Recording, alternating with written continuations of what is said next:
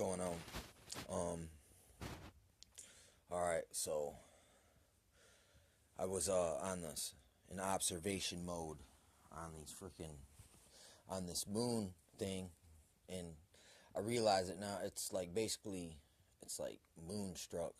Is a good freaking way to explain it.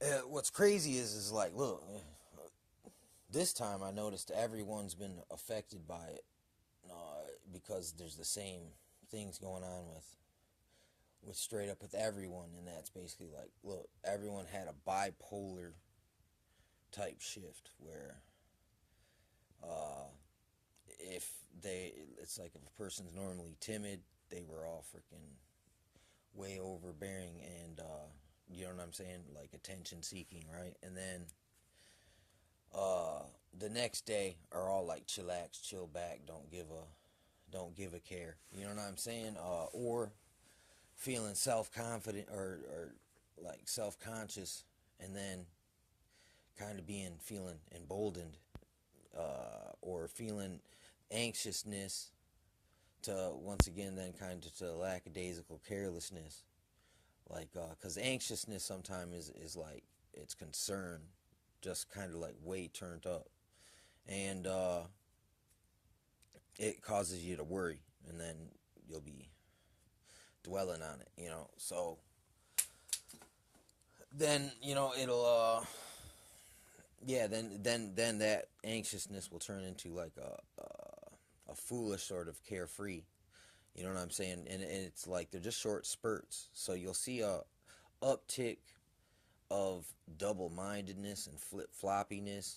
Like one day someone will be saying this, and then the next day they'll totally break what they said, and kind of like it's like the spirit of double mindedness and like antsy in the pantsy and itchy trigger finger in a way. It's kind of like you could. These are some of the ways you might see it going down,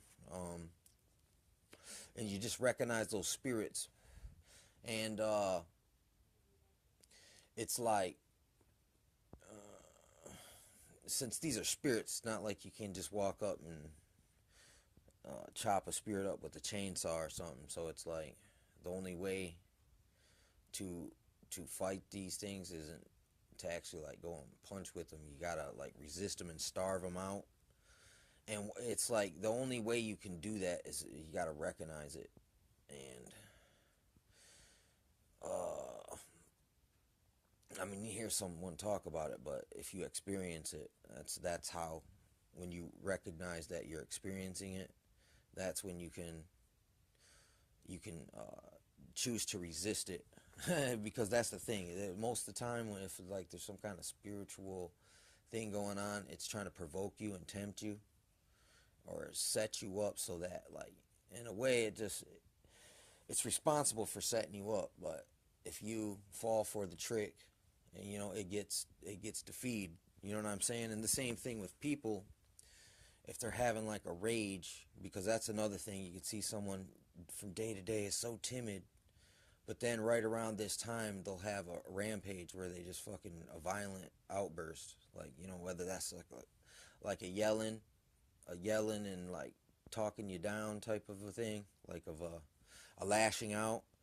But I've seen, it's kind of like with like a lot of things, like the effect, you're not getting the same effect, so you got to push it a little farther. And when yelling doesn't work for them anymore, they'll start to kind of they'll throw things, break shit, or feign freaking, they'll be getting up in your face, like trying to provoke you into a fight. Because just yelling with you it ain't getting the kick. It's like in a way, I see that, and that's freaking straight up a spirit. Uh, that's puppeting the people that be doing this type of stuff, and especially right around the freaking moon. But it's like basically, uh, uh, it's like people like some people need to feed, and a vamp is kind of like a sophisticated kind of like it's an intentional where you're trying to do something where it's called a swap. It's like basically you make this attitude to get the, it's like you engage in a conversation with this kind of like attitude, like where you're all like, you're real, you're like all tucked in, but it's like as soon as the other person kind of lets their guard down and kind of, untucks, that's when the person who initiated the conversation goes in for like with some kind of like stressful input, and then it causes a reaction out of the other person, and that's what they wanted. They needed that person to step over a line and take it past a certain point, so they had the opportunity to push it past that point themselves. So that was the initial intention. But I've noticed like you can get actually like look, like say one person's getting rowdy, like look, and this other person out of sympathy tries to talk the rowdy person down. You know what I'm saying? And all of a sudden, an hour later, the person who was sympathetic is rowdy, and now the person that was rowdy is all like remorseful and sympathetic.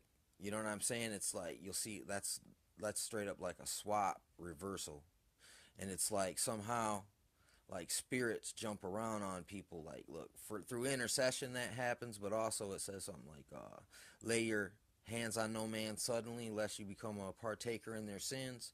So it's like that's in one of the ways that these spirits are contagious, and this is what this is all about during these times right now. You can spot it out, and it is kind of like they say it has an effect on the water where it makes the tides weird. So I assume that it pulls it out farther and pushes it in farther during that time. So in a way, this is like there's a polarity swing that goes like this during this particular time. Something to do with the moon, and like on the time going in, I'm just guessing. I'm assuming that on the way out, I'm gonna see the flip flops again, just in opposite sequence, just like it's on the way out instead of on the way in. Uh, it's I think it's in Job. It says, "Can you perceive the subtle influence of the Pleiades?"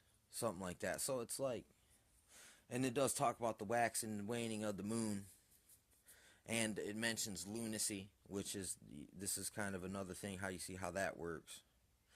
But the fact that there's the bipolar thing going on, it's like you gotta observe two spirits, because whatever spirit they got, you might probably see a flip, and so you can expect to see two spirits, and that's how you can also sense the vamp, because it's a two-part process. First, they got to set you up. So as soon as you feel that initial subtle influence, or pulling and pushing, and that's exactly what it seems like the energy's doing.